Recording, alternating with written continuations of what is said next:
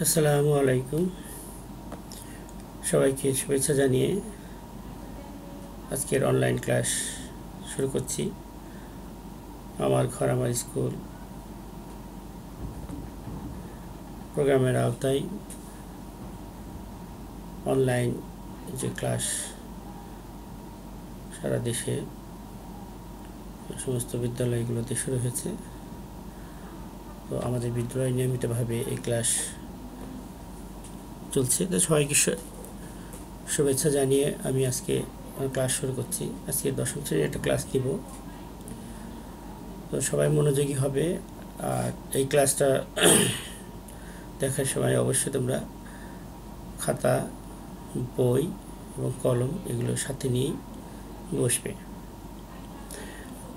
তোমরা এই ক্লাসটা যখন ফলো করবে অবশ্যই গভীর মনোযোগ সহকারে ফলো করবে, কারণ এখানে তোমরা ছবিও দেখতে পাবে, তার সাথে সাথে ধারা বর্ণনা পাবে, শুনতে পাবে আর কি। তো এই দেখা এবং শোনার ভিতর দিয়েই এই শিক্ষাটা একটু বেশ ভালোভাবেই তোমরা অর্জন করতে সক্ষম হবে আমি আশা করি। এখন এই ক্ষেত্রে তোমরা তোমাদের মনোযোগ যদি রাখতে পারো তাহলে অবশ্যই তোমরা কৃতকার্য হতে পারবে। সবাইকে স্বাগতম জানিয়ে আমি আমার ক্লাস আজকে শুরু করছি।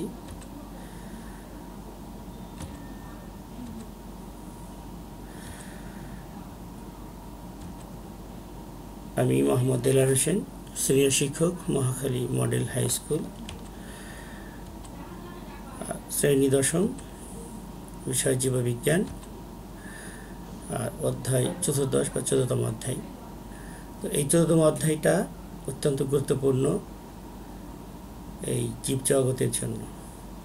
জীব জগতের যে বায়ো কনফিগারেশন আছে, এটা মানুষ তার ইচ্ছা অনুযায়ী পরিবর্তন করার একটা সুবর্ণ সুযোগ বা সুবিধা বা পদ্ধতি যাই বলি না কেন, এটা আবিষ্কারের দ্বার প্রান্তে এসে গেছে। এই প্রযুক্তি যদি আমাদের আওতার ভিতরে যখন চলে আসবে তখন আমরা আমাদের চাহিদা মাফিক জীব জগতের জীবের সৃষ্টি করতে পারব। তো ঠিক আছে, আমরা পাঠে যাই। কেমন এখানে দেখো, কি দেখছো যে উন্নত মানের ফসল। এখানে একটা উন্নত মানের সবজি বলতে পারি আমরা, টমেটো জাতীয়। এখানে গবাদি পশু উন্নত মানের। এখানে আলু, সাধারণ আলু থেকে বেশ উন্নত আলু। এই সবগুলোকে বলবো যে উন্নত জাতের জীব। এই উন্নত জাতের জীব সৃষ্টি করতে গিয়ে আমাদের আজকের এই আলোচনার অবতারণা। তো ঠিক আছে, চলো আমরা যাই এই জীব কীভাবে সৃষ্টি হবে এবং কীভাবে আমরা এগোতে পারি তার একটা প্রাথমিক যতটুকু ধারণা তোমাদের দেওয়া যাবে বা তোমাদের বইতে দেওয়া আছে, আমি চেষ্টা করবো সেইটুকু তোমাদেরকে অবশ্যই দিতে। তো এখানে দেখো, এখানে একটা সেল দেখা যাচ্ছে, একটা সেল। এই সেলের ভিতরে নিউক্লিয়াসের ভিতরে যেটা থাকে ক্রোমোজোমের ভিতরে জিনের ভিতরে থাকে ডিএনএ। Nucleus, chromosome, DNA. এখানে ডিএনএটাকে কেটে ফেলা হয়েছে, আবার এখানে সংযুক্ত করে দেখানো হচ্ছে, জোড়া লাগানো হচ্ছে। তাহলে তোমরা দেখছো যে আজকে আমরা এখানে যে আলোচনার বিষয়টা, এটা ডিএনএ নিয়েই কাটাছেঁড়া, অর্থাৎ ক্রোমোজোম নিয়েই কাটাছেঁড়া। তো জীব জগতের শারীরিক তার শরীরের যে কোনোগত বৈশিষ্ট্য হোক না কেন, সেটা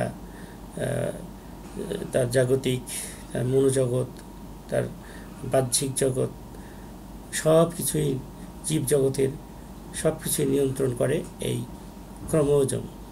তো ক্রোমোজোমকে যদি আমরা নিয়ন্ত্রণ করতে পারি তাহলেই আমরা কাঙ্ক্ষিত মাত্রায় সফলতা অর্জন করতে পারবো। এসব আমাদের পাঠে কী আছে দেখি।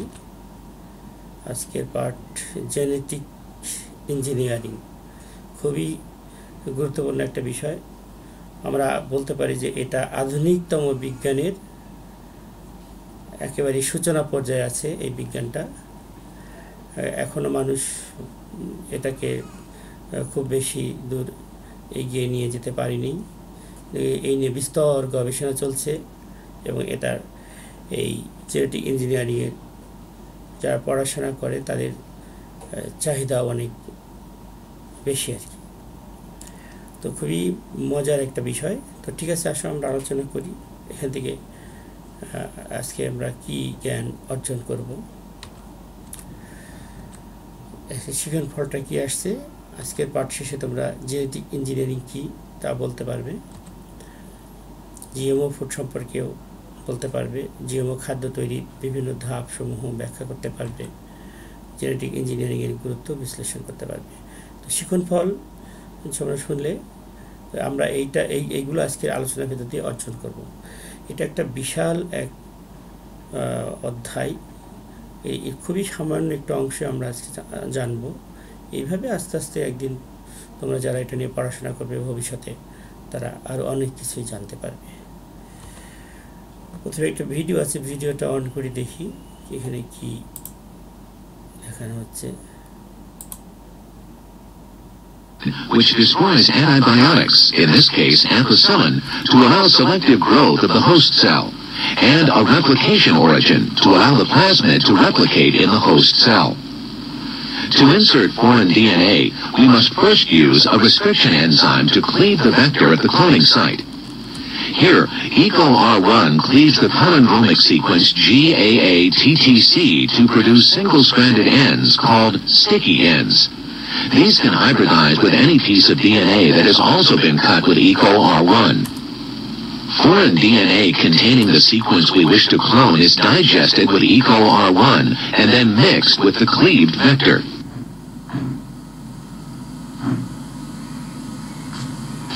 The sticky ends of the foreign and plasmid DNA molecules hybridize and then are sealed into phosphodiester linkages by the enzyme DNA ligase, creating a recombinant plasmid.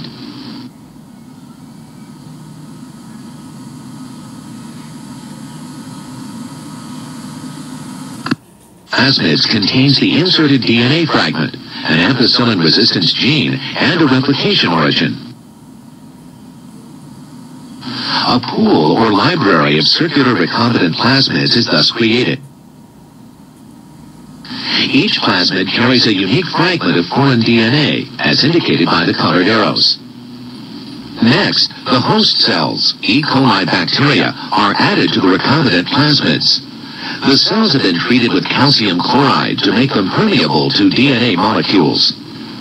Through a process called transformation, a few cells take up a recombinant plasmid, while most other cells do not.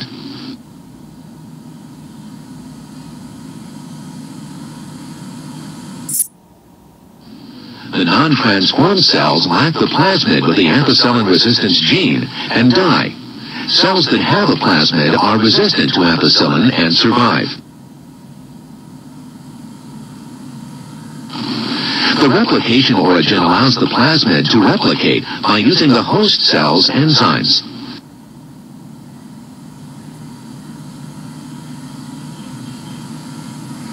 Plasmid replication is independent of host cell division, but plasmids are distributed to each daughter cell when the host cell divides.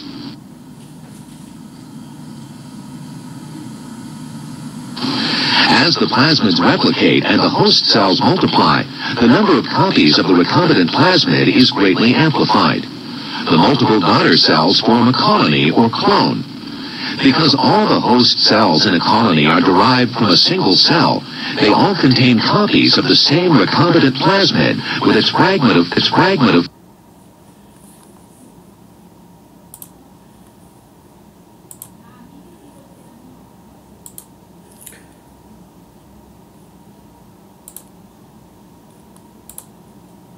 তোমরা ভিডিওটা দেখলে এখানে দেখানো হলো যে একটা জীবের ক্রোমোজোমের ভিতরে কিছু ডিএনএ কেটে ফেলে দিয়ে সেখানে তার যে কাঙ্ক্ষিত পরিবর্তন আনার জন্য যে ডিএনএটা শনাক্ত করা বা চিহ্নিত করা হয়েছিল সেই ডিএনএটা সেখানে সংযুক্ত করে সেটাকে একটা পোষক দেহে ভিতরে ব্যাকটেরিয়া ভিতরে প্রবেশ করে এটাকে রেপ্লিকেশন করে তার ডুপ্লিকেট অসংখ্য কপি তৈরি করে পরবর্তী পর্যায়ে ওটাকে সেই জীবদেহের ভিতরে প্রবেশ করিয়ে দিয়ে কাঙ্ক্ষিত ফলাফল আমরা পাওয়া যাচ্ছে। ভিডিওতে এটাই সংক্ষিপ্ত দেখালো। এখন আমরা এই ধাপগুলো নিয়ে আলোচনা করব। প্রথম ধাপে দেখো আমরা এই যে এখানে যেটা দেখছো এটা একটা ক্রোমোজোমের একটা অংশ বিশেষ। তো ক্রোমোজোম তৈরি করতে গেলে প্রথমে নিউক্লিক অ্যাসিড লাগে। নিউক্লিক অ্যাসিডগুলো দিয়ে তৈরি হয় ডিএনএ নাইট্রোজেনাস বেস হচ্ছে 4টা থাকে, এই অ্যাডেনিন, গুয়ানিন, সাইটোসিন এবং থায়ামিন। এই নাইট্রোজেনাস বেস, তারপরে ফসফেট আর সুগার আছে, এরা মিলে একটা ডিএনএ অণু তৈরি করে। এতে একটার পর একটা ডিএনএ অণু তৈরি হয় একটা জিন। এই জিন এক বা একাধিক বৈশিষ্ট্য বহন করতে পারে, জীবদেহে আত্মপ্রকাশ করতে পারে। তো এই জিনগুলো একটার পর একটা জিন যুক্ত হয়ে একটা পুরো ক্রোমোজোম তৈরি হয়। তো এই ক্রোমোজোমই অংশ বিশেষ এখানে দেখানো হচ্ছে যে ক্রোমোজোম থেকে আমরা যে ডিএনএটা নিয়ে আমরা কাঙ্ক্ষিত জীবদেহের ভিতরে স্থাপন করব যে উন্নত মানের বৈশিষ্ট্যের জন্য, সেই ডিএনএটা আমরা এখান থেকে নির্বাচন করে নিব। তো এটার অভ্যন্তরভাগে এরকম দেখা যাবে। মানে এটা অ্যাট এ গ্লান্স দেখলে এরকমই মনে হয়, এর ভিতরে আরও অনেক জটিল আছে। এখান থেকে আমরা ডিএনএটাকে পছন্দ করে নিব আর কি। কাঙ্ক্ষিত ডিএনএ আমরা নির্বাচন করব প্রথম ধাপে। এরপরে দ্বিতীয় ধাপ আসবে। দ্বিতীয় ধাপে আমরা একটা পোষক দেহ এটা ঠিক করে নিব। কিন্তু এটা তার আগে আমরা যেটা করব, যে পোষক দেহ যেটা, সেটা একটা বাহক দেহ আছে, যে এটাকে বহন করবে আর কি। তো সেই বাহক দেহটাকে আমরা যখন নির্বাচন করার পরে এরপরে আমরা যেটা যাব সেটা হচ্ছে যে ওই ক্রোমোজোমের যে ক্রোমোজোমটাকে আমরা ক্রোমোজোমের জিনের যে অংশটুকু, জিনের ভিতরে যে ডিএনএ থাকে, ডিএনএ যে অংশটুকু আমরা কেটে ফেলতে চেয়েছি, কেটে সেখানে আমাদের কাঙ্ক্ষিত নির্বাচিত ডিএনএ স্থাপন করতে চেয়েছি, সেই ডিএনএটা এখানে স্থাপন করবো আমরা। তো আমরা যখন এটা কাটবো সেটা কিন্তু এতই সূক্ষ্ম যে খালি চোখে তো দেখাই যায় না। শক্তিশালী অণুবীক্ষণ যন্ত্র সাহায্য একেবারে দেখাটা অনেক বেশি শক্তিশালী অণুবীক্ষণ যন্ত্র লাগে, যাতে আমরা এটা দেখতে পাই। অথবা এত ক্ষুদ্র জিনিসকে এই কেচে বা সাধারণ চোখে দেখা যায় এরকম যন্ত্রপাতি দিয়ে কাটা সম্ভব নয়। এটা এনজাইম দ্বারা এগুলো কাটা হয় আর কি। তো এই রেজিস্ট্রেকশন এনজাইম দ্বারা ডিএনএ অণুকে এই কাটা হয়। তো ডিএনএ যে কাঙ্ক্ষিত যে অংশটুকু আমরা পরিবর্তন করতে চাইব, ক্রোমোজোমের ভিতরে জিনের ভিতরে সে ডিএনএর সেই অংশটুকু নির্বাচিত অংশে আমরা এই এনজাইম দিয়ে আমরা কেটে ফেলব আর কি আমাদের তৃতীয় ধাপে। চতুর্থ ধাপে কী করবো, আমরা যে কাঙ্ক্ষিত ডিএনএ আমরা নির্বাচিত করে রেখেছিলাম, সেই ডিএনএ নিয়ে এসে এই ক্রোমোজোমের অংশে সংযুক্ত করে দেব। এই ক্ষেত্রে সংযোগের ক্ষেত্রে কাজ করবে লাইগেজ নামে এক ধরনের এনজাইম। আর এনজাইমিক নানান ধাপ এখানে ব্যবহৃত হয়। তবে সাধারণত এই প্রাথমিক ধাপে মানুষের এই বিষয়টা আছে। তো এখানে আমরা কী করবো, এই লাইগেজ দিয়ে এটাকে এমনভাবে দুই দিক দিয়ে জোড়া লাগিয়ে দেবো যে পুরোটা এই ক্রোমোজোমেরই ডিএনএটা ক্রোমোজোমের অংশ হয়ে যাবে। ফলে এই ক্রোমোজোমটার ভিতরে যে ক্রোমোজোম দিয়ে যে আত্মপ্রকাশ ঘটবে, সেটা আমরা যেটা চাচ্ছি কাঙ্ক্ষিত সেটাই আসবে। তো এটা হচ্ছে চতুর্থ ধাপে ডিএনএ লাইগেজ এনজাইম দ্বারা ছেদনকৃত ডিএনএ অণুকে আমরা সংযুক্ত করে ফেলব। এরপরে পঞ্চম ধাপ আসবে। আসার আগে আমরা যে সংযুক্ত যে করলাম, এই সংযুক্ত এই ক্রোমোজোমের যে সাথে সংযুক্ত করে দিলাম, এই ক্রোমোজোমটাকে বলে, এই যে সংযুক্ত করার অংশটুকুর জন্য এটা বলে রিকম্বিনেন্ট ডিএনএ। তো এখন হচ্ছে এই ক্রোমোজোমের এই রিকম্বিনেন্ট ডিএনএ এটা এর সাথে সংযুক্ত অবস্থা আছে। এখন এইটাকে আমরা মাল্টিপ্লাই করার জন্য এটাকে কোনো একটা পোষক ব্যাকটেরিয়াকে বেছে নেব। সাধারণত ইকোলাই যে ব্যাকটেরিয়াটা আছে, ব্যাকটেরিয়াগুলো আছে, এগুলো দিয়ে আমরা সাধারণত বর্তমান এতে এগুলো করা হয়। তো একটা ব্যাকটেরিয়া পশুর দেহ আমরা বেছে নেওয়ার পরে তার শরীরের ভিতরে ওই রিকম্বিনেন্ট ডিএনএটা যুক্ত ক্রোমোজোমটা প্রবেশ করায় দেব। এই যে ভিতরে রিকম্বিনেন্ট ডিএনএটা প্রবেশ করানো হয়ে গেছে, এটা হলো পঞ্চম ধাপ। তাই পোষক নির্বাচন করে তার পোষকের দেহের ভিতরে এই রিকম্বিনেন্ট ডিএনএটা আমরা প্রবেশ করে দেবো, রিকম্বিনেন্ট ডিএনএ। এবার ষষ্ঠ ধাপে যে এটাকে রেপ্লিকেশন বলা হয়, বা একটা থেকে একাধিক মানে অসংখ্য আমরা ওই ব্যাকটেরিয়া সৃষ্টি করব। ওই ব্যাকটেরিয়া কলোনি সৃষ্টি করতে গিয়ে এর যে রিকম্বিনেন্ট ডিএনএটা আছে ওই যুক্ত ক্রোমোজোমটার এই ব্যাকটেরিয়ার ভিতরে তার নিজস্ব ক্রোমোজোমের সাথে কোনো রকম সংঘর্ষ না হয়েই এর ভিতর থেকেই সে কপি হতে থাকবে, এবং এই প্রতিটা ব্যাকটেরিয়ার শরীরের ভিতরেই এই রিকম্বিনেন্ট ডিএনএটা থাকবে। পরে এটা আমরা যে প্লাজমিড বা যে জীবদেহ থেকে আমরা জীবদেহকে পরিবর্তন করার জন্য এটা করছি 4 জীবদেহের ভিতরে, তখন এই ব্যাকটেরিয়ার মাধ্যমে এই রিকম্বিনেন্ট ডিএনএটা যুক্ত ক্রোমোজোমটা প্রবেশ করাই দিতে পারবো। এটা বলতে তাহলে এই ষষ্ঠ ধাপে আমরা কী করছি, রিকম্বিনেন্ট ডিএনএ সহ ব্যাকটেরিয়াকে ক্লোনিং করছি। তো সম্পূর্ণ ধাপটা একবারে একটা গ্লান্স তুমি দেখো। প্রথমে আমরা একটা যে কাঙ্ক্ষিত ডিএনএ নির্বাচন করে দিলাম, যে এই অংশটুকু ডিএনএটা নির্বাচন করে সিলেক্ট করে রাখলাম। এবার যে ক্রোমোজোমের এই ডিএনএটা আমাকে সংযুক্ত করতে হবে, সেই ক্রোমোজোমের সেই অংশটুকু কেটে ফেলে তারপরে তার সাথে এই নির্বাচিত ডিএনএটা সংযুক্ত করলাম। সংযুক্ত করার পরে এরপরে এই রিকম্বিনেন্ট ডিএনএ যুক্ত ক্রোমোজোম এই পোষক ব্যাকটেরিয়ার ভিতরে প্রবেশ করে দিলাম। এই ব্যাকটেরিয়া রেপ্লিকেশন করে অসংখ্য কপি সৃষ্টি করলো। তো এইভাবে ধাপে ধাপে আমাদের ষষ্ঠ ধাপ পর্যন্ত আমরা যে এই কাঙ্ক্ষিত বৈশিষ্ট্যের ক্রোমোজোম ডিএনএ যুক্ত ক্রোমোজোমটা এবার সে কাঙ্ক্ষিত জীবদেহের ভিতরে প্রবেশ করায় দিয়ে তখন আমরা দেখতে পাবো যে ওই বৈশিষ্ট্যের আত্মপ্রকাশ ঘটছে। এর ফলে আমরা জিএমও ফুড পাবো। জিএমওটা জেনেটিক্যালি মডিফাইড অর্গানিজম বলা হয় এই জিএমওতে। জিএমও ফুড বলতে কি বোঝো বা আমরা কি বুঝে থাকি, এটা সাধারণত এরকম এটাই বলা হয়ে থাকে যে জীবদেহের ক্রোমোজোমের ডিএনএ পরিবর্তন করার মাধ্যমে তার যে আরও উন্নত জীব সৃষ্টি করা হয়, তার থেকে আরও উন্নত ধরনের ফসল তৈরি করা হয়। এই উন্নত ধরনের এই ফসল তৈরির এই পদ্ধতি যেটা আমরা পাচ্ছি, এটাই হলো জিএমও ফুড। যদি খাদ্য থাকে জিএমও ফুড, যে এটা উদ্ভিদ প্রাণী উভয় ক্ষেত্রেই এটা প্রযোজ্য। এখন আমরা দেখব জেনেটিক ইঞ্জিনিয়ারিংয়ের বিভিন্ন ক্ষেত্রে কী ধরনের কাজে আসবে। তো এই জেনেটিক ইঞ্জিনিয়ারিংয়ে যদি অসংখ্য ক্ষেত্রে এটা আমরা কাজে লাগে। এক হচ্ছে কৃষিক্ষেত্রে যদি আমরা এই যে ডিএনএ সংযুক্ত করতে পারি আমাদের কাঙ্ক্ষিত ডিএনএ, এই প্রযুক্তি যদি যখন সহজলভ্য হয়ে যাবে, তখন দেখা যাবে যে আমরা ধানে পোকা লাগে, সেই ধানে যাতে পোকা না লাগে তার জন্য এক ধরনের ডিএনএ সংযুক্ত করে দিলে তাতে এমন বিষাক্ত পদার্থ তৈরি হবে যা দ্বারা ওই ধানে আর কোনো পোকা লাগবে না, অর্থাৎ পোকামাকড় নিধনের জন্য আর কোনো কীটনাশকের প্রয়োজন হবে না, বা সারের যে প্রচুর প্রয়োজন হয় সেটার মাত্রাটা কমে যাবে এবং আকার আকৃতি অনেক বড় হবে। এই ধরনের ভিতরে ফুড ভ্যালু অনেক বেশি হবে। কৃষিক্ষেত্রে এই ধরনের আমরা ফসলের ক্ষেত্রে এই জেনেটিক ইঞ্জিনিয়ারিংয়ের সাহায্যে আমরা এই ধরনের পরিবর্তন আনতে পারি আর কি।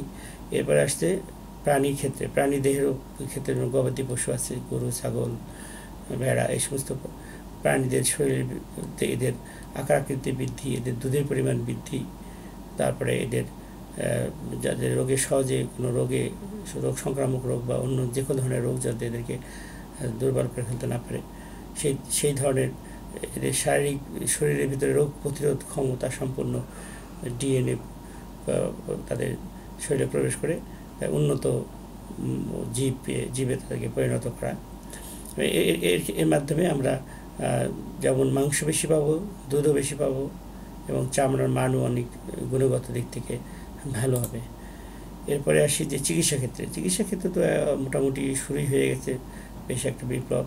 যে ডায়াবেটিক্স রোগীরা আজকে এই জেনেটিক ইঞ্জিনিয়ারিংয়ের জন্যই তারা খুব সহজেই তাদের শরীরের যে যে এনজাইমটা ইনসুলিন তৈরি হয় না, সেই ইনসুলিনের অভাবটা তারা এই বিকল্পভাবে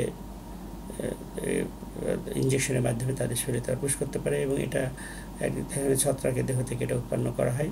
এবং এখানে যে জেনেটিক ইঞ্জিনিয়ারিংয়ের মাধ্যমে ডিএনএ পরিবর্তন করে এই এই ইনসুলিন সৃষ্টিকারী ছত্রাক সৃষ্টি করেছে বিজ্ঞানীরা, এবং তার থেকেই বর্তমানে ইনসুলিন এখন তৈরি হচ্ছে। এর কারণে ডায়াবেটিস আক্রান্ত মানুষদের জীবনে অনেক স্বস্তি ফিরে এসেছে।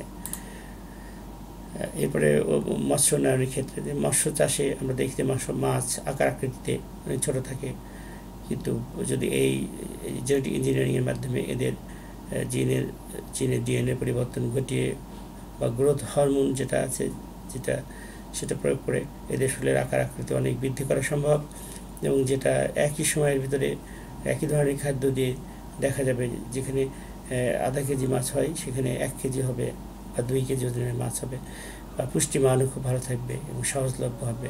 শরীরে কোনো পার্শ্ব প্রতিক্রিয়া সৃষ্টিকারী কোনো রাসায়নিক উপাদান ওই প্রাণীর শরীরে থাকবে না বা মাছের শরীরে থাকবে না।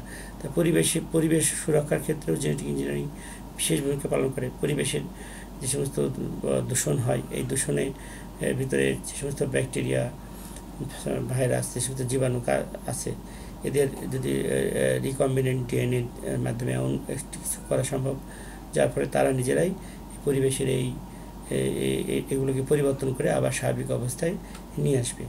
তো এই ক্ষেত্রে তোমাদের একটা উদাহরণ দিয়ে জিনিসটা বোঝাতে পারি খুব সহজেই। ধরো মনে করো যে আমি মানুষের ক্ষেত্রে একটা বলি যে মানুষের যে মল ত্যাগ করে এটা অনেক দুর্গন্ধ আসে। এই দুর্গন্ধটা কিন্তু এই ব্যাকটেরিয়ার কারণে হয়ে থাকে না। ব্যাকটেরিয়া ওই খাদ্যটাকে আমাদের হজম উপযোগী করতে গিয়ে পরবর্তী পর্যায়ে হজমের যতটুকু কাজ হয়ে যায়, বাকি যে পরিত্যক্ত অংশটুকু থাকে ওর ভিতরে ব্যাকটেরিয়াটাও থাকে, ওই দুর্গন্ধটা ব্যাকটেরিয়ার জন্যই হয়। এখন আমরা যদি গবেষণা করে এমন একটি ব্যাকটেরিয়া উদ্ভাবন করলাম যে ব্যাকটেরিয়া ওই খাদ্যটাকে হজমও করবে, কিন্তু সে দুর্গন্ধ না সৃষ্টি করে সুগন্ধ সৃষ্টি করবে।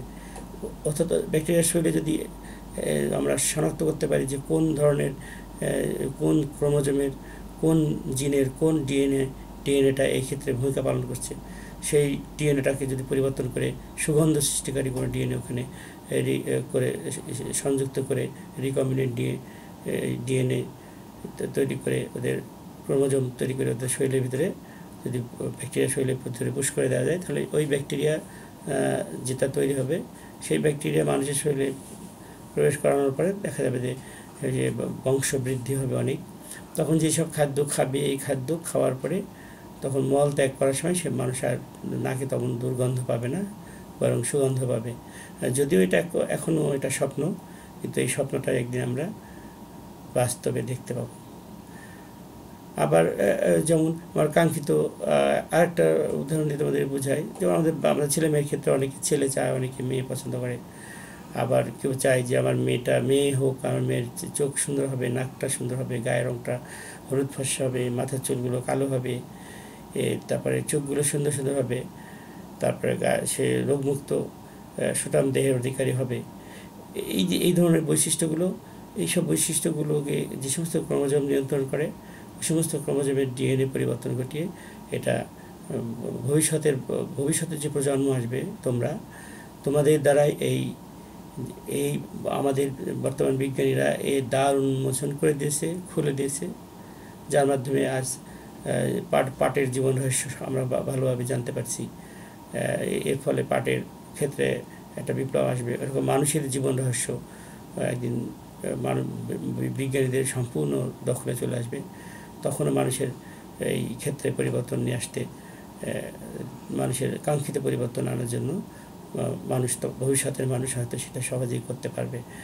তো এখন তাহলে তোমরা বুঝতে পারছো যে জেনেটিক ইঞ্জিনিয়ারিংয়ের ক্ষেত্রে কেন এই পরিবর্তনটা আসবে, যে জীবদেহের গঠন, গড়ন, এবং তার যে কোনো ধরনের পরিবর্তনের জন্য দায়ী তার শরীরের ভিতরে ক্রোমোজোমের ভিতরে থাকে জিন তৈরি হয় ডিএনএ দিয়ে, আর এই জিন এক বা একাধিক বৈশিষ্ট্য বহন করে থাকে। তো এই জিন যে বৈশিষ্ট্য বহন করবে, ঠিক ক্রোমোজোমের ওই জীবদেহের বিকাশও ওই ক্রোমোজোমের নির্দেশ অনুযায়ী হয়ে থাকবে। অর্থাৎ ক্রোমোজোমকে বলা যেতে পারে ব্লু প্রিন্ট অফ লাইফ, জীবনের নীল নকশা, যে নকশাটা আমরা চোখে দেখি না, কিন্তু আমাদের শরীরে প্রতিটি কোষে কোষে আছে এই ব্লু প্রিন্ট আমাদের লাইফের। এই জন্য আমাদের শরীরটা এরকম, আমাদের হাতটা এরকম, মাথাটা এরকম, কানটা এরকম, চোখটা এরকম, মুখটা এরকম। আর এই সব কিছুই সৃষ্টিকর্তা যেভাবে সৃষ্টি করছে, তার সেই সৃষ্টির যে উপায় উনি করেছেন, আমাদের স্রষ্টা, মহান স্রষ্টা, সত্যি স্রষ্টার সৃষ্টি প্রশংসা করে স্রষ্টাকে শেষ করা যাবে না। স্রষ্টার প্রশংসা করে আমরা এই তারই সুন্দর সৃষ্টিকে শুধু সাধুবাদ জানাতেই শুধু সামান্য কৃতজ্ঞতা বোধটুকু জানালেই সব কিছু হবে না। আমাদের স্রষ্টা সত্যি বিস্ময়কর পদ্ধতিতে এই সৃষ্টি জগৎকে পরিচালিত করছে। তার ভিতরে এই জীব জগৎ, এতদিন মানুষের চক্ষুর অন্তরালে ছিল এই ঘটনাটা। মানুষ কত কিছু ভাবত, কত কুসংস্কার দিয়ে ভরা ছিল।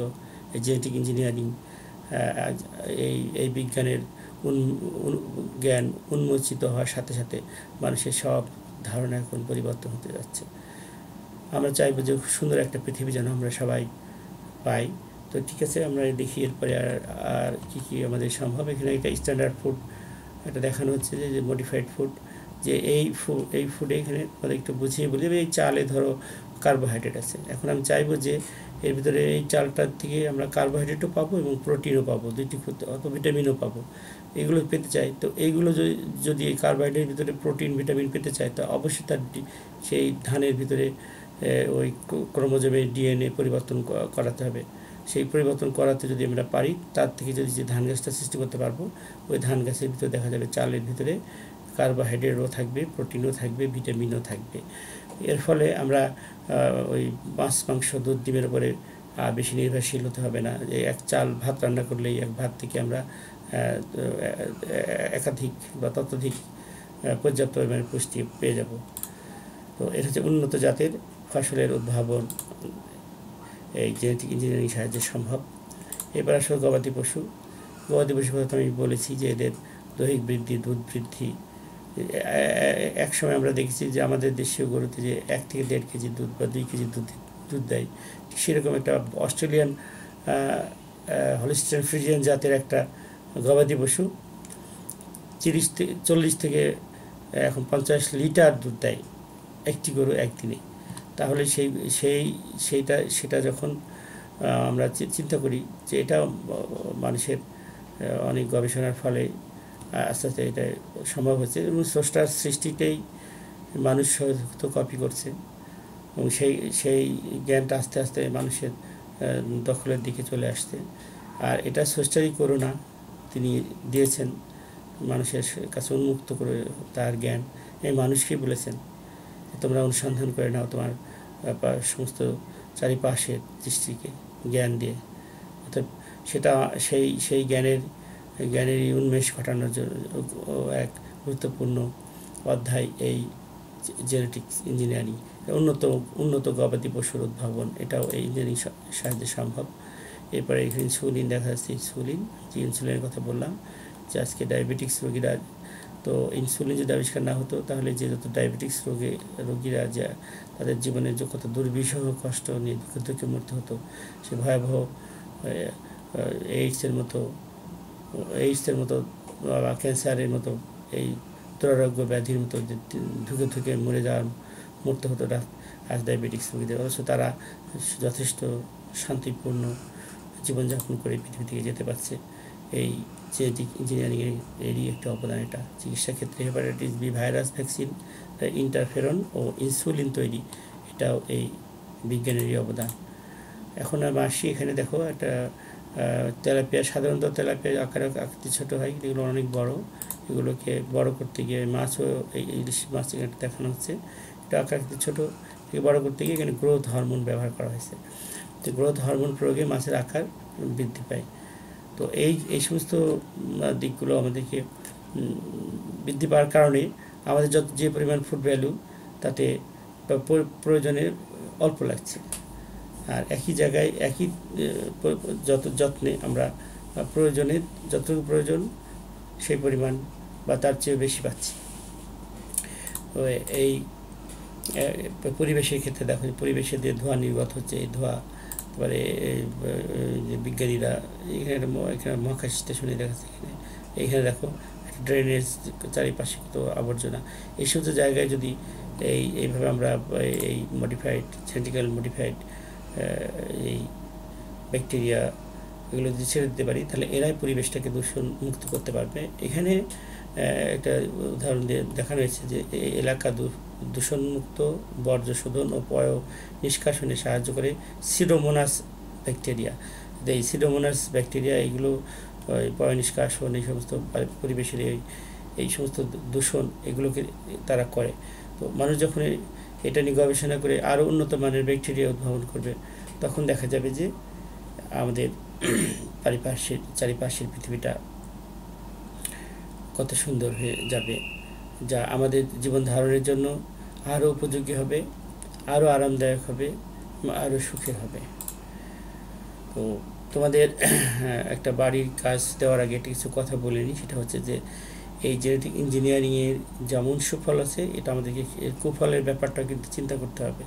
যদি ভুল হয়ে যায় তাহলে দেখা যাবে সেই সৃষ্টি থেকে যা আমরা কাঙ্ক্ষিত আশা করছিলাম তার সেটা না হয়ে উল্টোটা হয়ে যেতে পারে।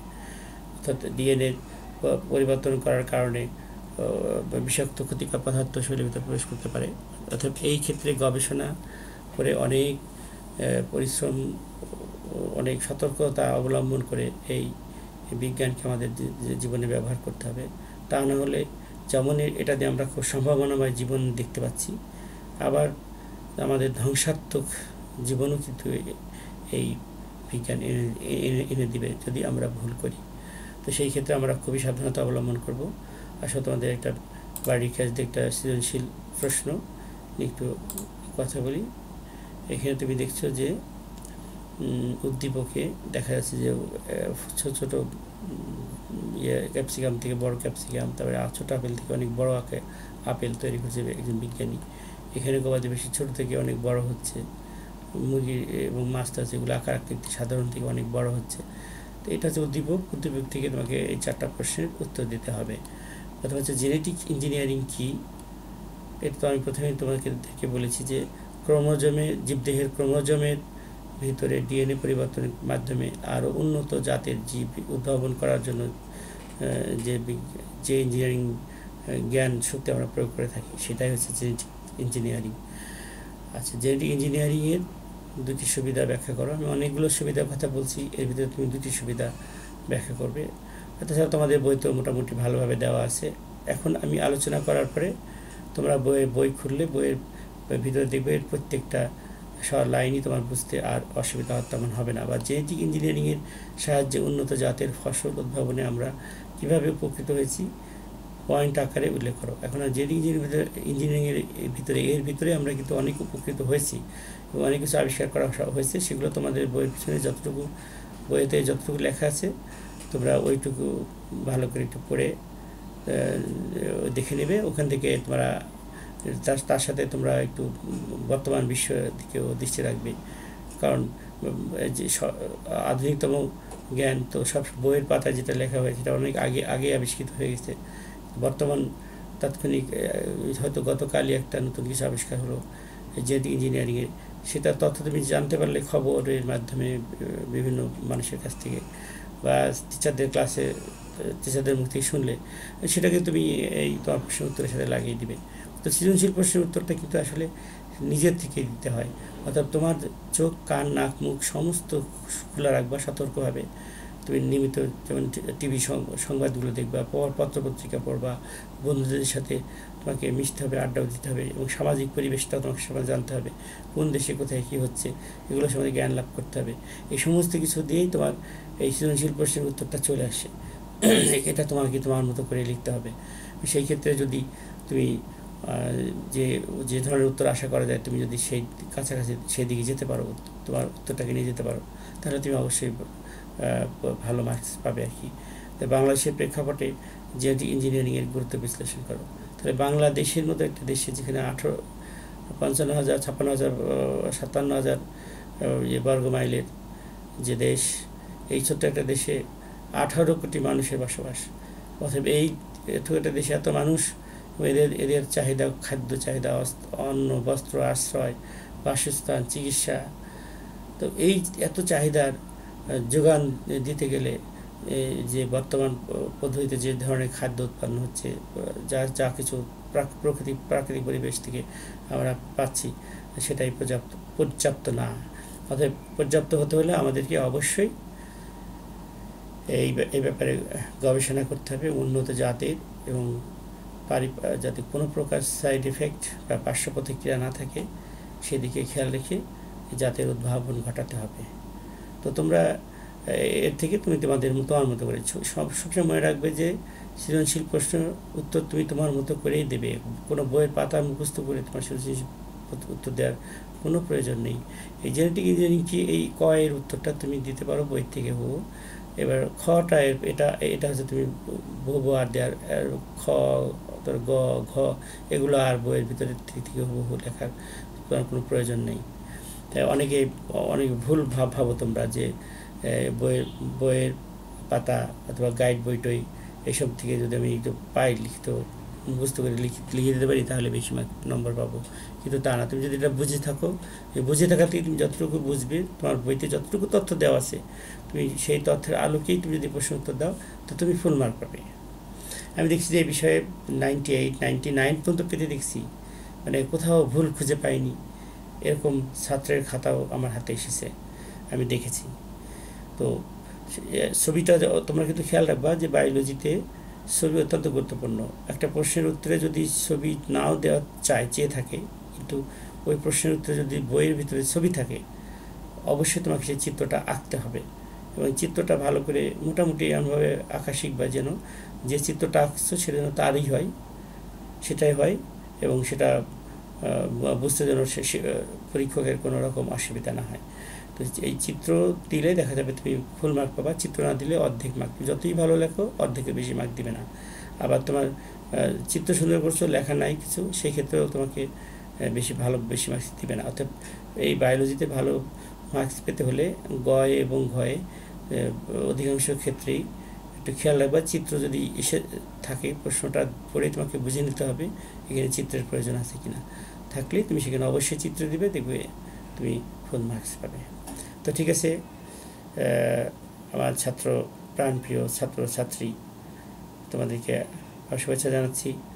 তোমরা অনেক ধৈর্য সহকারে আমার এই ক্লাসটা শুনছো এবং ফলো করছো সব কিছুই। আমি আশা করব যে তোমরা এর থেকে ফলপ্রসূ তোমাদের জ্ঞান অর্জন করতে পারবে। আর একটা কথা, আমি এই ক্লাসটি একটু দ্রুত নিতে হয়েছে এই কারণে যে এখানে অনেক তথ্য আমাকে বলতে হয়েছে এবং সময় খুব সীমিত ছিল, এই কারণে আমি কথাগুলো একটু দ্রুত বলেছি। তো তোমরা একটু প্রয়োজন হলে 2 বার 3 বার এটা শোনো, তাহলে দেখবা যে তোমাদের যে চাহিদাটা সেটা হয়তো তোমরা পূরণ করতে পারছো। আর এরপরও বলা হয়েছে তোমাদের এই প্রশ্নের উত্তর নিয়ে তোমাদের কোনো কিছু জানার থাকলে বা কোনো বিষয় জানার থাকলে তোমরা আমাদের কাছে ফোন করবা, সামাজিক যোগাযোগ মাধ্যম ব্যবহার করে ফোন করবা। তোমরা ফেসবুক, মেসেঞ্জার এগুলোতে অ্যাভেলেবল ইউজ করতে দেখি তোমাদের। তো তোমরা এগুলো ইউজ করে আমাদের সাথে কথা বলে জেনে নিতে পারবা, বা তুমি তোমার প্রশ্নের উত্তর কেমনভাবে লিখছো সেটা যদি মেসেঞ্জারে মাধ্যমে পাঠিয়ে দিয়ে বলো যে স্যার এইভাবে লিখছি, এরকম করে লিখলে হবে কি না। তো তখন আমাদেরকে খুব ভালো লাগে যে আমার ছাত্ররা এগুলো প্র্যাকটিস করছে। তো তুমি তোমার যেখানে ভুল ত্রুটি থাকবে আমি সেটা তোমাদেরকে বলে দেবো, যেখানে এখানে এইভাবে লিখবে। তোমরা দেখবা যে এতে তোমরা অনেক উপকৃত হবে। আমাদের সাথে তোমরা সবসময় যোগাযোগ লেগে থাকবে। যতদিন পর্যন্ত তোমরা এসএসসি পরীক্ষা শেষ করতে না পারবে, শেষ পরীক্ষা পর্যন্ত আমাদের সাথে অবশ্যই যোগাযোগ রেখে চলবে। তোমাদের জন্যই কিন্তু আমরা, তোমরা যদি উপকৃত না হও তো আমাদের এই যে এত কর্মকাণ্ড, এত কর্মযোগ্য, এত কিছু, সব কিছু ব্যর্থ হয়ে যাবে। অতএব তোমরা মনোযোগী হবে এবং রিয়েলি জ্ঞান অর্জনের মনোভাবই তোমাদের ভিতর থাকবে যে তোমরা জ্ঞান অর্জন করবে এবং এই জ্ঞানটা তোমাকে পৌঁছে দিবে তোমার কাঙ্ক্ষিত সফল জীবনে। এটা কিন্তু খেয়াল রাখবে। তোমাকে অর্থের পিছনে দৌড়াতে হবে না, অর্থই তোমার পিছনে দৌড়াবে তুমি যদি সার্থকভাবে জ্ঞান অর্জন করে থাকো। তো ঠিক আছে, ভালো থেকো সবাই। আর এই কোভিড-19 কথা নতুন করে বলছি না, সামনে শীত আসছে, এটা প্রকোপ বাড়তে পারে। প্রধানমন্ত্রী নিজেও বলেছেন যে সাবধানতার ব্যাপারে সাবধানতার ব্যাপারে সবাইকে সতর্ক থাকতে বলেছেন। সেইভাবে তোমরাও সতর্ক থাকবা। আর স্কুলে তোমাদের তো আর স্কুলে আসা সম্পূর্ণ নিষিদ্ধ, স্কুলে আসার কোনো প্রয়োজন নেই। আর কখনো কোনো প্রয়োজনে আসতে চাইলে তোমরা অবশ্যই মাস্ক ব্যবহার করে আসবে। তোমাদের প্রয়োজনীয় কাজগুলো শেষ হলে আবার সোজা বাসায় চলে যাবে। আর যেহেতু তোমাদের স্কুল নাই, সেহেতু রাস্তাঘাটে কোথাও যেন তোমাদের অযথা ঘুরতে না দেখি, অযথা কোথাও বেড়াতে না দেখি, কোনো দলাদলি কোন দল এই সময়ের ভিতরে তখন থাকবে না। সামনেই তোমাদের পরীক্ষা, আর 6-7 মাস আছে। এই পরীক্ষায় তোমাদেরকে তোমাদের পাঠ্য বই কিন্তু অবশ্যই বিভিন্নভাবে শেষ করা হচ্ছে, সমাপ্ত করে দেওয়া হচ্ছে, যাতে কোনো সিলেবাসে কোনো কিছু বাকি না থাকে। অনলাইনে ক্লাস নিয়ে সংসদ টিভিতে ক্লাস নেওয়া হচ্ছে, যে আমার ঘর আমার স্কুল প্রোগ্রামটা যেটা, এটার আওতায় আমরা স্কুল থেকেও প্রত্যেক দিন তোমাদের অনলাইনে ক্লাস হচ্ছে। তোমার সেই প্রতিটা সাবজেক্টেরই একাধিক টিচার এই ক্লাসগুলো নিচ্ছে সবাই। তো তোমরা সবাই স্কুলের এই পেজগুলোতে সংযুক্ত থাকবা। আর যেহেতু স্কুল তোমাদেরকে আসতে হচ্ছে না, তোমরা বাসায় থাকতে পারছো সারাক্ষণ, অর্থাৎ বাসায় তোমরা পর্যাপ্ত সুযোগ পাচ্ছ, সময় পাচ্ছ পড়াশোনা করার, অর্থাৎ তোমরা লেখাপড়া কিন্তু করে চালিয়ে যাবে। তুমি যাই করো আর তাই করো, তুমি নিজে যদি জ্ঞান অর্জন না করো তাহলে ওই পরীক্ষার খাতায় তুমি লিখবে কীভাবে? অর্থাৎ তুমি যদি তোমার ভালো না বোঝো, তা কেউ তোমাকে ভালো বোঝাতে পারবে না। জীবনে তোমাদের সময়ের মূল্য সোনা কেন, হীরা কেন, পৃথিবীর সবচেয়ে দামি পদার্থের চেয়ে দামি তোমাদের এখন প্রতিটা সেকেন্ড। এই জন্য এটা যথাযথভাবে ব্যবহার করবে এবং আশা করি আল্লাহ তোমাদের রহম করবেন এবং তোমাদের সফলতা কামনা করি এবং ধন্যবাদ জানিয়ে আজকের ক্লাস এখানেই শেষ করছি। ভালো থেকো, আল্লাহ হাফিজ।